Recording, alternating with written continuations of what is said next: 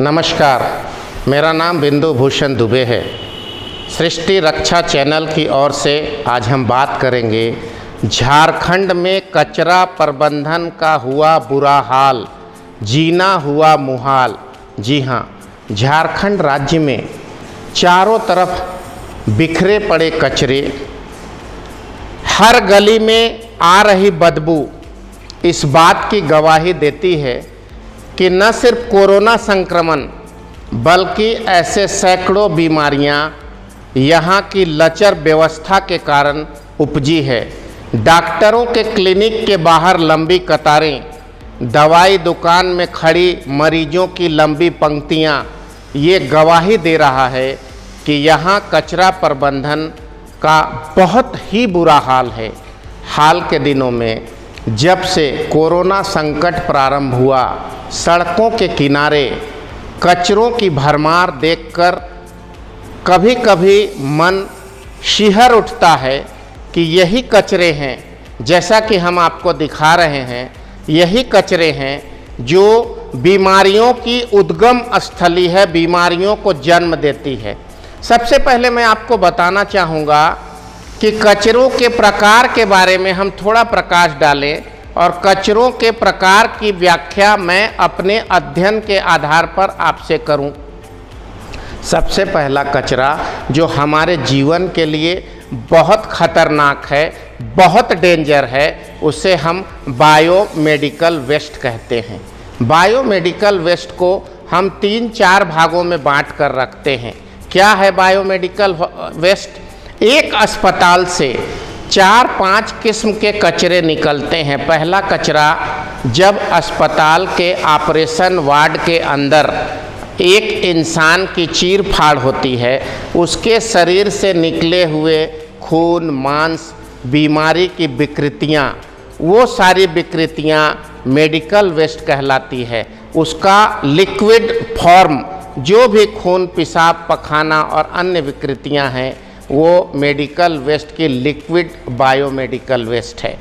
उसका एक दूसरा हिस्सा है बायोमेडिकल वेस्ट ड्राई, सुई, दवाई, दवाई के लिफाफे, प्लास्टिक की बोतलें, रुई, कॉटन, पट्टियाँ, घाव इत्यादि में इस्तेमाल आने वाले, फेंके जाने वाले सभी यंत्र।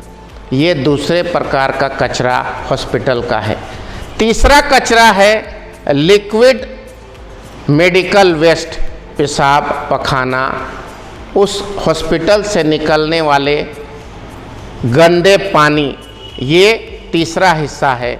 चौथा हिस्सा है भोजन इत्यादि। भोजन के भी 2 प्रकार, सूखे भोजन के कचरे और गीले भोजन के कचरे। इसके बाद एक और बात आती है हॉस्पिटल्स में, वो है पुनर्निर्माण का कचरा। कोई कंस्ट्रक्शन चल रहा है, ईंट पत्थर पुराने तोड़े फोड़े जा रहे हैं, उससे कचरे जो बाहर हुए। कई प्रकार के कचरों का जन्म स्थल एक हॉस्पिटल में होता है। इसके बाद हम जनरल वेस्ट की ओर आते हैं। जनरल वेस्ट क्या है? घर मकान से निकलने वाले 2 प्रकार के कचरे, सूखा कचरा और गीला कचरा। सूखे कचरे में तरह तरह की चीज़ें निकलती है, कागज़ पत्तर, झाड़ू से लगाए हुए धूल कण और अन्य अन्य कचरे। गीला कचरा पेशाब, पखाना, अन्य भोजन सामग्री जो गीले स्वरूप में है, ये सब घरों से, दफ्तरों से, ऑफिसेस से, हर जगह से, हॉस्टल से, सभी जगह से जहाँ लोग रहते हैं वहाँ से निकलते हैं। ये 5-7 किस्म के ये कचरे हैं। एक अन्य कचरों की ओर हम ले चलते हैं आपको, वो है कल कारखाने से निकलने वाला लिक्विड वाटर वेस्ट। जहाँ गाड़ियों की धुलाई होती है, गाड़ियों की मरम्मत होती है, उसमें डीजल, मोबिल, पेट्रोल और गाड़ियों को धोने के पश्चात जो गंदा पानी बाहर आता है, जिसे हम रिसाइकल करने की व्यवस्था के बारे में अगर सोचें तो फिर से उसको इस्तेमाल लाया जाता है। ये तीसरा भाग है। चौथा है इलेक्ट्रॉनिक वेस्ट। कंप्यूटर, मोबाइल, बिजली के सामान और उपकरण, बिजली में रोड में लगे पोल खुट्टे, तार, ट्रांसफार्मर से निकलने वाले धुएं और तेल, ये सब कंप्यूटर के गजट, ये सारी चीज़ें, पुरानी टीवी, फेंके जाने वाले इलेक्ट्रॉनिक सामान, प्लास्टिक, ये सारी चीज़ें इलेक्ट्रॉनिक वेस्ट है। मैंने आपके सामने वर्णन किया मेडिकल वेस्ट। मेडिकल वेस्ट के 4-5 प्रकार, जनरल वेस्ट उसके 4-5 प्रकार। इसके पश्चात हमने आपसे कहा कल कारखानों से निकलने वाला लिक्विड वेस्ट, इसके 4-5 प्रकार। और अंत में मैंने आपसे कहा इलेक्ट्रॉनिक वेस्ट। जखीरा है कचरों का। किसी भी विकासशील प्रदेश या विकासशील देश की निशानी है कि वहाँ कचरा प्रबंधन कैसे होता है। भारत की ये त्रासदी है, और ख़ासकर झारखंड, मेरे जन्म स्थल की मैं बात कर रहा हूँ, यहाँ रिसाइकल नाम की कोई व्यवस्था नहीं है। कल पोल्यूशन कंट्रोल बोर्ड झारखंड के चेयरमैन से मैंने बात करनी चाहिए कि आखिर यहाँ कचरा प्रबंधन की क्या नीति बनाई गई है, यहाँ कचरा प्रबंधन के मामले में क्या प्रगति हो रही है। तो श्री पीके वर्मा हाल ही में नियुक्त हुए पोल्यूशन कंट्रोल बोर्ड के चेयरमैन ने कहा आपके प्रश्नों का जवाब मैं अभी नहीं दे सकता, इसका मैं अध्ययन करूँगा। सवाल ये उठता है कि सामान्य ज्ञान का क्या आपके पास अभाव है?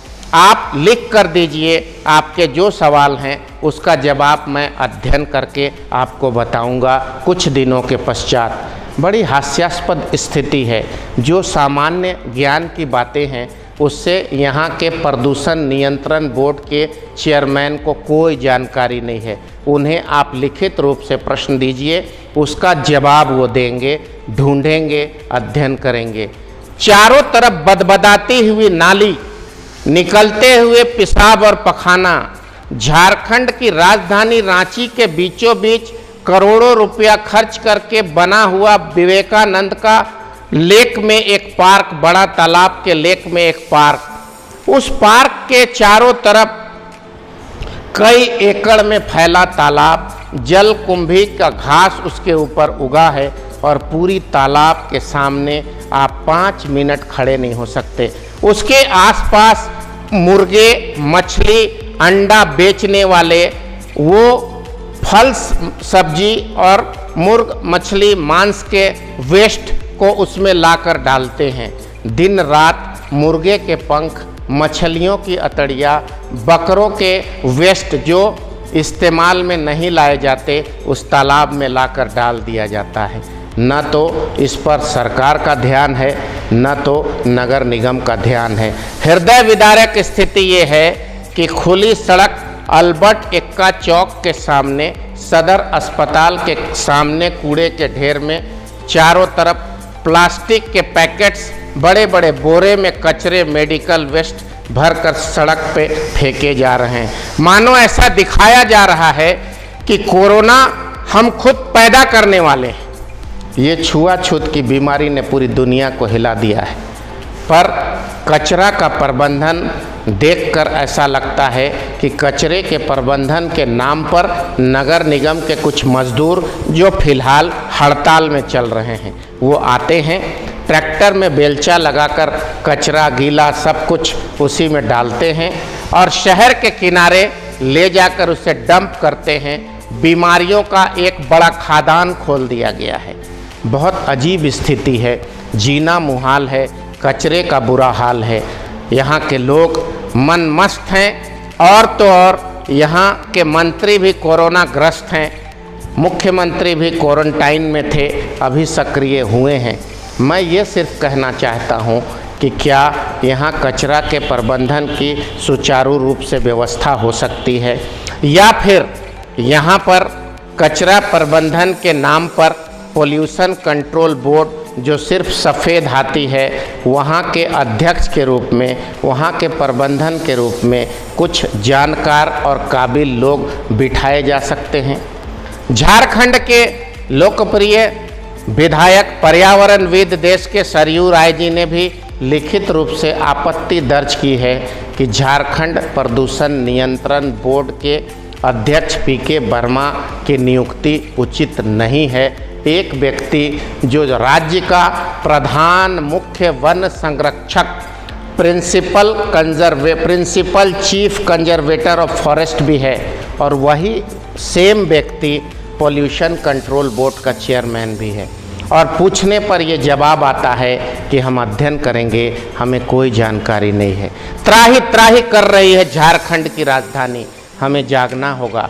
हम सृष्टि रक्षा चैनल की तरफ से बार बार आवाज़ लगाते रहेंगे। हर गली मोहल्ले के बाहर कूड़े के ढेर, बदबू का जखीरा इस बात की गवाही देता है कि हम संवेदनहीनता की हद पार कर गए हैं। किसी में संवेदनशीलता नहीं है।